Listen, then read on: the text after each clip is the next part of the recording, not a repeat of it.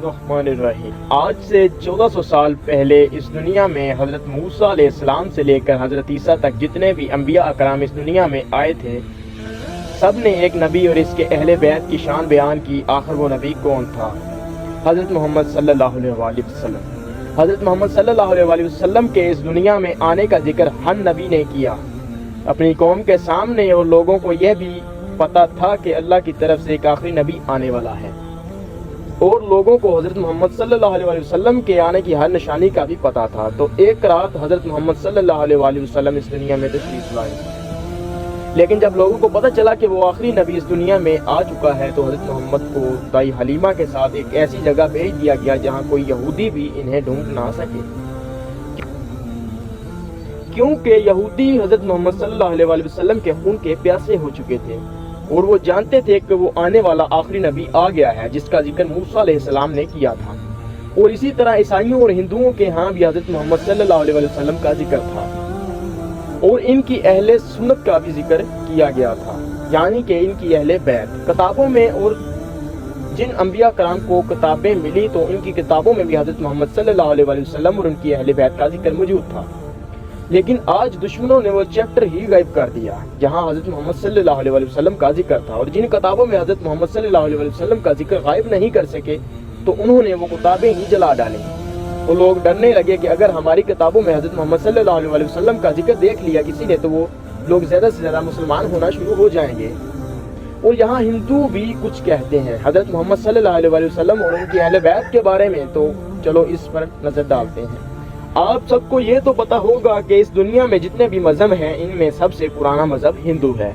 और हिंदुओं का कहना है कि एक जंग के टाइम पे श्री कृष्ण ने अल्लाह से दुआ की थी, और इस दुआ में उन्होंने एक बंदे को यानी एला को पुकारा था 3 दफा, और आखिर वो एला कौन था जिसको मदद के लिए पुकार रहे थे, और इसके बारे में यह भी कह रहे थे कि इस दुनिया में सबसे बड़ी इबादतगार जगहों पर और काले पत्थरों के सामने इसकी वलादत होगी। लेकिन आखिर वो इबादतगार जगह और वो काला पत्थर कहाँ है? और कृष्ण ने जिसका वास्ता दिया अल्लाह के महबूब और इसके महबूब का, और फिर उन्होंने अपनी दुआ के आखिर में 3 बार एक एला को पुकारा, और वो भी बहुत शिद्दत से। आज से हजारों साल पहले की बात है।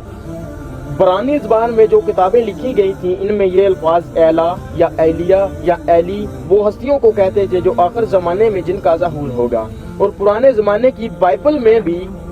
ये अल्फाज बार बार देखने को मिलते थे। और यहाँ ईसाइयों का कहना है ये अल्फाज आज बहुत खास हैं, और ये वो शख्स है जो आखिरी ज़माने में ज़हूर करेगा। और यहाँ हिंदू की एक फेमस जंग आती है जो पानों और कोरों की जंग है, जिसमें कृष्ण कैसर के मैदान में आते हैं और देखते हैं जो सच्चे थे और जो हक के साथ थे वो बहुत कम रह गए हैं, और यहाँ झूठे लोगों के साथ जमीन भरी पड़ी थी। कृष्ण ये सब कुछ देखकर बहुत दुखी हो जाते हैं और तन्हा चले जाते हैं, और यहाँ जाकर सजदे में चले जाते हैं और कहते हैं,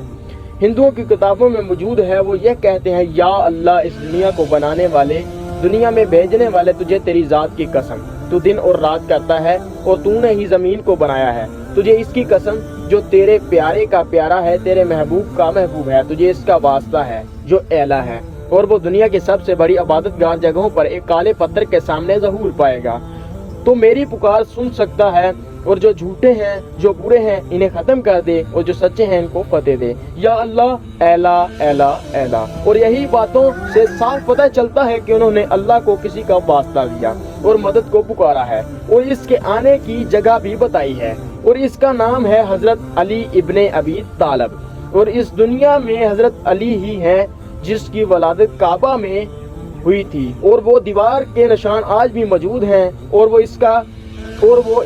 काला पत्थर यानी हिजरे अस्वद। जहाँ तक एला अल्फाज की बात है, प्राचीन संझाई की पुरानी जबानों में संस्कृत जबान सबसे पुरानी है, और इस जबान में एला का मतलब है ऊंचे दर्जे वाला, जिसे अरबी जबान में आला आले या ताला लिखते हैं। और ये आज अलग अलग जबानों में ये अल्फाज मौजूद हैं, वो कभी प्राचीन जबान में है। और यहाँ हिंदुओं के जो पंडित होते हैं वो इस बात को मानते हैं कि कृष्ण ने जो एला को पुकारा था 3 बार, वो और कोई नहीं हजरत अली इब्ने अबी तालिब ही हैं। और हजरत मोहम्मद सल्लल्लाहु अलैहि वसल्लम ने भी फरमाया था, जिसे अल्लाह मुझसे प्यार करता है मैं भी वैसे ही अली से प्यार करता हूँ।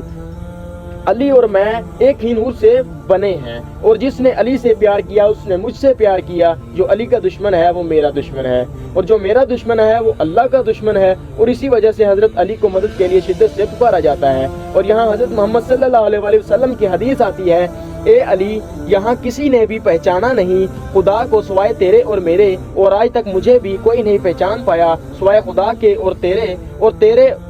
اور تمہیں بھی کوئی نہیں پہچان پایا سوائے میرے اور خدا کے، اور یہاں اللہ نے ہر نبی کے ساتھ ایک اس کا مددگار بھیجا تھا، اور اس دنیا میں میرا مددگار علی تم ہو، اور اس دنیا میں میرا بھائی ہے علی، اور کرشن جس کو پکار رہے تھے وہ اور کوئی نہیں حضرت علی ابن ابی طالب تھا۔ اور حضرت محمد صلی اللہ علیہ وآلہ وسلم نے یہ بھی فرمایا کہ اگر لوگ علی سے پیار کرتے تو آج خدا دوزخ ہی پیدا نہ کرتا۔ حضرت محمد صلی اللہ علیہ وآلہ وسلم کہتے ہیں کہ میرے پاس آنے سے پہلے علی سے ہو کر آنا پڑے گا، میں علم کا شہر ہوں تو علی اس کا دروازہ ہے۔ لیکن آج بھی لوگ اپنے نبی کے حدیث کو نہیں مانتے اور ایسے ریئیکٹ کرتے ہیں کہ جیسے انہیں پتہ ہی نہیں۔